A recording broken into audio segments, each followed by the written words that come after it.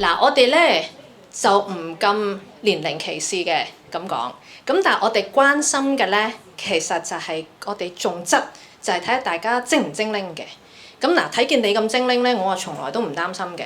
咁咧，但係咧最重要係咩咧？因為到時咧係法庭決定你張平安紙有冇效嘛，就唔係我今日見到你咁精靈我就話得㗎嘛。咁所以咧，有時就係話，當你去到個歲數咁上下大個女嘅時候咧，我哋就會揾多個醫生嚟確認一下，真係阿欣睇嘅咧係冇錯嘅。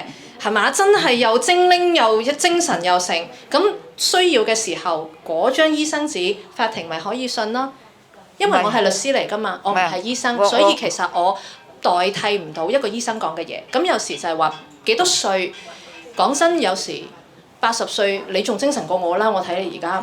咁但係有時就係話驚有啲誤會啊，即係法庭唔明啊。講真簽嗰日，阿官唔會跟住我㗎嘛。我話得啫，我以為規定係要喎。所以唔係個歲數嘅問題，但係確實係。我早好多年前做咧，佢都要我揾個神經科醫生喎。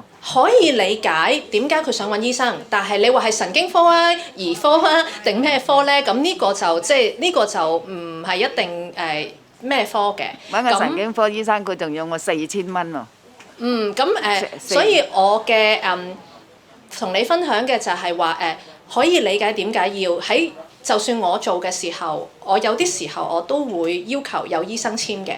咁唔一定係法院或者即係個法例要求啦。我頭先都講冇㗎，兩個啫嘛，係咪2個見證人？咁但係為免將來法庭有3個問號，你究竟簽嗰日知唔知自己做緊乜㗎？因為我講到底我都係嗰句啫，個決定係邊個㗎？你自己嘛。